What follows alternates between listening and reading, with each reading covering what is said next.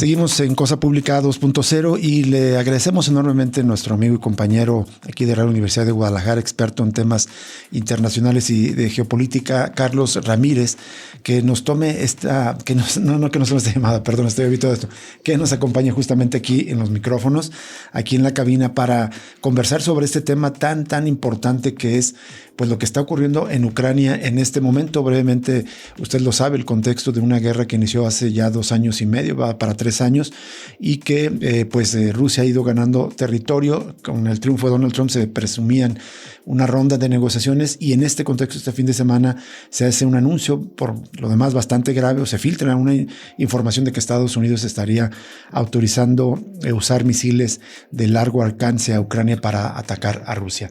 Carlos, ¿cómo estás? Muchísimas gracias de nuevo y pues adelante, te escuchamos para que nos compartas toda esta información. Mira, sobre todo un honor estar aquí contigo, Rubén. Eres uno de los pilares de la información en este sistema universitario y por lo tanto siempre que hay una convocatoria con la mayor seriedad. Mira, antes que nada se van a cumplir 1000 días del conflicto, un conflicto que comienza con un preámbulo de más de 10 años en donde el contexto es un golpe de Estado en Kiev, el famoso Maidán, en donde Estados Unidos organiza un movimiento de resistencia en contra del presidente entonces legítimamente electo, que era Yanukovych, y la intensificación del conflicto por pasos siempre pequeños, sobre todo en el contexto de el cañoneo constante que recibía la ciudad de Donetsk y la ciudad de Lugansk en los años 15 al 23 inclusive, en donde murieron más de 16,000 civiles por esta agresión constante de Ucrania. En ese contexto, Vladimir Putin, a través de Lavrov, ofrece una negociación con Antony Blinken en noviembre del 21, para generar una plataforma de mutua seguridad para todo el continente europeo, en donde lo que se ofrece es garantías de seguridad para Ucrania a cambio de una neutralidad y, bueno, ahora sí, parar ese cañoneo que se efectuaba sobre las ciudades separatistas de Ucrania. Ahora bien, cada paso de intensificación en este conflicto tiene un signo muy dramático, que es el de un despoblamiento de Ucrania. Ucrania comienza este conflicto con 40 millones de habitantes, va como en 24 millones, la mayor parte de ellos... 16 millones. 16 millones. Una parte emigrados a Rusia, otra parte emigrados a Europa, otra parte una diáspora que hasta Guadalajara nos toca, hay exiliados ucranianos aquí.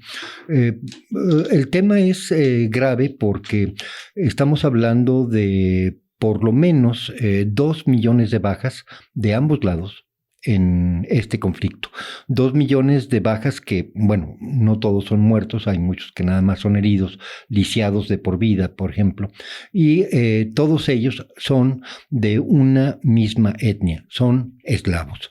Entonces, tiene una característica esta guerra casi de una guerra civil, es una guerra interna entre eslavos, respaldada obviamente de una manera muy decidida por Inglaterra, Estados Unidos en favor de Ucrania y con sus alianzas y con sus tratos comerciales, Rusia con China, Corea del Norte e Irán.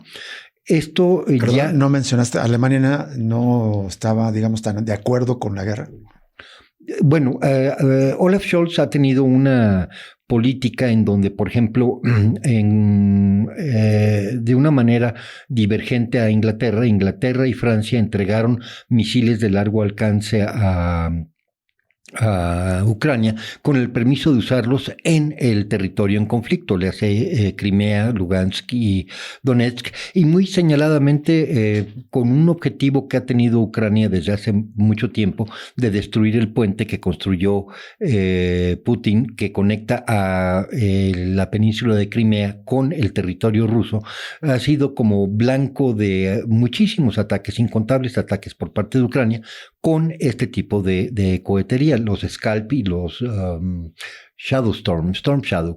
El caso es que, mira, esta última autorización se da en el contexto de una invasión, vamos a llamarle así, de Ucrania a territorio ruso, a territorio históricamente ruso, que es en Kursk, en donde después de casi 3 meses, Ucrania quedó estancada en una saliente, la cual está rodeada por parte del ejército ruso y en condiciones muy desiguales está intentando generar una pista de salida. Esto es, esa incursión ya en este momento se puede considerar una incursión fracasada y además a un costo humano altísimo. Estamos hablando de por lo menos 40,000 bajas por esa incursión en estos 3 meses. La autorización específica de la administración Biden es la de utilizar un misil que se llama ATACMS, que es un misil con alcance hasta de 300 kilómetros, con una cabeza explosiva de aproximadamente 30 a 50 kilos, dependiendo de la finalidad, precisamente para intentar cubrir la retirada del ejército ucraniano de la saliente de Kursk. Sin embargo, al hacer esa autorización, se va por encima de una línea roja que marcó Vladimir Putin hace aproximadamente un mes en una entrevista de esas, entre comillas, improvisada, pero que obviamente fue bien estructurada, muy controlada, en donde él dice que cualquier autorización de utilizar misiles de largo alcance en territorio históricamente ruso es la señal que en donde la OTAN y Estados Unidos entran directamente en el conflicto, puesto que estos misiles de largo alcance no pueden ser operados, uno, sin el auxilio satelital de la inteligencia de toda la infraestructura de la OTAN y Estados Unidos, dos, sin la llegada directa de operadores occidentales para meter las coordenadas a dichos sistemas misilísticos. Justo fue la respuesta de Putin, ¿no? Dije, no es Ucrania, es la OTAN. Exactamente. Estaría checando. Es ahí donde estamos rebasando esta línea ya roja. sería una escalada del conflicto, es decir, Rusia podría sentirse con atribuciones si recibe esos misiles de responder ya no solo a Ucrania, sino a otras naciones. Efectivamente, es por eso que cuando inicialmente se dio esta autorización, también Inglaterra y Francia dijeron, nosotros también vamos a dar autorización para los Storm Shadows y los Scalps. Autorización que retiraron hace un par de horas. Estaba viendo los papiros de X y esa autorización no está dada en este momento. Sin embargo... ¿La de Biden se mantiene? Biden se mantiene hasta este momento. Ahora bien, sí, es el rebasar una línea roja, pero no lleva directo a un embudo en donde uno vea hongos nucleares. No es ese tipo de escalamientos. Sin embargo, sí nos habla de un conflicto interno en Estados Unidos en cuanto a cómo llevar la política hacia Ucrania. Biden está tratando de blindar a Ucrania en contra de Trump. Esto es, Biden está moviéndose ahorita para entregar $6,000 millones a Ucrania y entregar la mayor cantidad de paquetes militares antes de la llegada de Trump el 20 de enero. ¿Por qué? Porque ambos, Trump y su consejero más cercano en este momento, hasta donde se alcanza a ver, Elon Musk, han insistido en que es momento de sentarse a negociar y cancelar esta guerra y generar un frente congelado. Sobre estas negociaciones he leído durante el fin de semana varias notas de distintos medios y casi todos fijan la postura, digamos, como irrenunciable de Putin, decir, vamos a sentarnos a negociar, pero sobre la base del terreno que ya conquistamos y tener garantías de que la Ucrania no se suma a la OTAN. Y en este contexto, no sé qué tan importante te parezca la llamada que el canciller alemán Scholz le hizo a Putin, prácticamente, digamos, bien le hizo reclamos, prácticamente pidiéndole que ya hubiera conversaciones de paz. Mira, el problema de Olaf Scholz es que tiene una economía que está, dependiendo del economista al que le preguntes, entre estancada y en recesión. Olaf Scholz ya recibió un voto de no confianza, va a haber elecciones anticipadas a más tardar en marzo del 2025. AfD, la agrupación nacionalista alemana, ha crecido muchísimo en las encuestas. Scholz es en este momento un cadáver político en Alemania y necesitaba hacer algo para intentar recobrar un poquito de autoridad en el diálogo interno alemán, puesto que el conflicto entre Rusia y Ucrania ha sido la puntilla que llevó a Alemania a de repente perder prácticamente la totalidad de su industria pesada, sobre todo químicos y fertilizantes, puesto que su costo energético se le multiplicó por 4 en el momento en que cancela los suministros de gas natural, petróleo barato que recibía de Rusia. Por lo tanto, Olaf Scholz hace esta llamada, hay que decirlo desde la perspectiva mía, desesperado. Necesita una solución. Y lo que Putin le dijo es, tú no mandas, ni siquiera remotamente aconsejas en esta situación. ¿Y cómo dio la respuesta? Dio la respuesta con un ataque en contra de la infraestructura energética ucraniana, que fue brutal este domingo y que dejó a Ucrania en este momento a oscuras. Esto es, Ucrania entrando a periodo invernal sin energía no es viable para la población civil. Es un problema grave, claro, en donde Scholz prácticamente fue regañado con base a una respuesta práctica en los hechos por parte de Rusia. Que de hecho ese ataque reciente es una de las justificaciones del gobierno de Biden para esta autorización por los ataques masivos contra la infraestructura energética en Ucrania, aunque el otro argumento es por la entrada de tropas norcoreanas apoyando a Rusia supuestamente en el conflicto, y por eso autorizan el uso de estos misiles de largo alcance. Carlos, un par de preguntas. Ambas justificaciones me parecen que son un encubrimiento del propósito real, que es el de generar ya una tranca en donde Donald Trump no pueda proponer sus propias condiciones de negociación. O sea, sentar a Ucrania, obligarlo y aceptar lo que pues, Rusia plantea básicamente. Pero es preguntarte, de aquí al 20 de enero, cuando llegue Trump ya asuma la presidencia, ¿estos 2 meses van a ser los más tensos, digamos, justo en ese sentido de lo que Biden autorice a Zelensky a que pueda hacer? Bueno, mira, desde agosto precisamente el ejército ucraniano tiene un problema no de pertrechos, no de logística. Digo, sí los tiene, pero no tan grave como el hecho de que no tiene brazos para operar dicha maquinaria de guerra. Las necesidades de reclutamiento de Ucrania en este momento son de 50,000 soldados por mes. Y no los está cumpliendo. El frente de batalla se está despoblando rápidamente. Esto no se nota mucho con movimientos drásticos en el mapa, pero sí se nota muchísimo en la fragilidad de dicho frente, en donde cada vez hay menos gente capacitada para confrontar lo que es un panorama de guerra el más complejo que te puedas imaginar. Esto no se parece a la Segunda Guerra Mundial ya ni remotamente. ¿Por qué? Porque la tecnología ha avanzado, el campo de batalla ya tiene varias capas añadidas aparte de los que conocemos de las películas de la Segunda Guerra Mundial. Y por último, Ucrania no tiene aviación. La supremacía total de Rusia en cuanto a aviación hace que el frente de batalla sea una masacre cotidiana en contra de los ucranianos.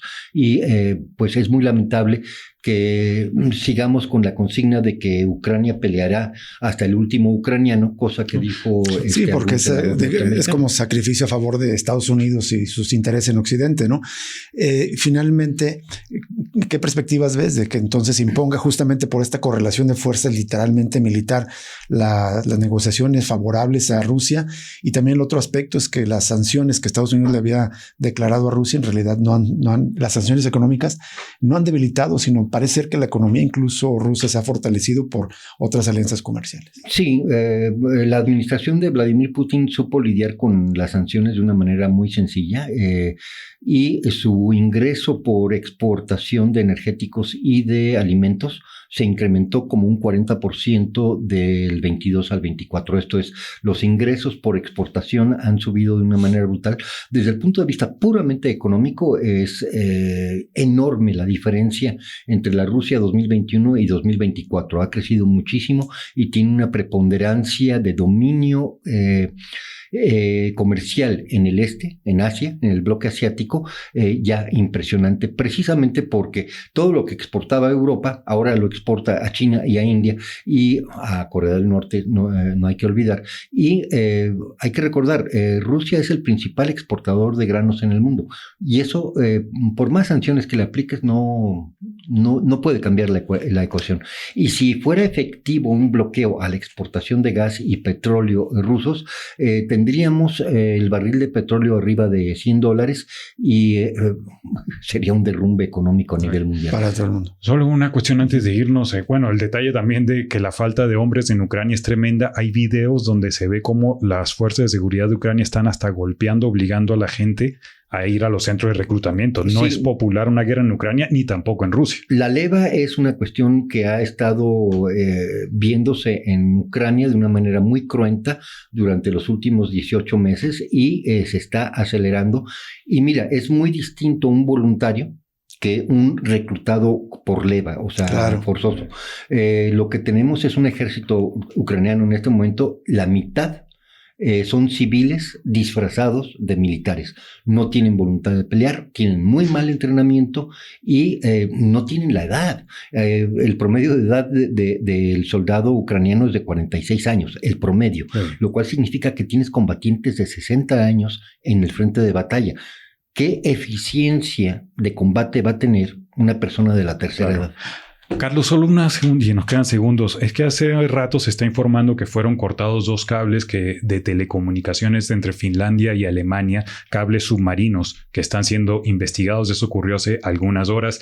¿Eso es alguna señal de preocupación? ¿Eso también que pueda suceder? Digo, con el antecedente de cómo volaron el gasoducto Nord Stream hace algunos años. Bueno, lo que pasa es que ahorita hay que averiguar si pueden adjudicar autoría al corte o si es un accidente. Mira, lo del Nord Stream fue evidentemente un sabotaje norteamericano-ucraniano. Estaba prometido por Victoria Nuland y por Joe Biden.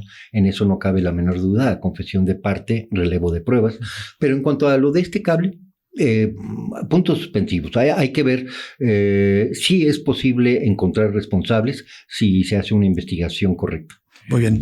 Carlos, muchísimas gracias por acompañarnos para darnos, digamos, el contexto, el análisis más puntual, más concreto de lo que está pasando. Y como decimos, pues son asuntos que parecen muy lejanos, pero que tienen repercusión en nuestra vida cotidiana. Y bueno, si nos interesa la humanidad, nos debe interesar cualquier guerra. Cuando tienes una disputa entre potencias nucleares, es muy delicado cualquier intensificación. Sin duda.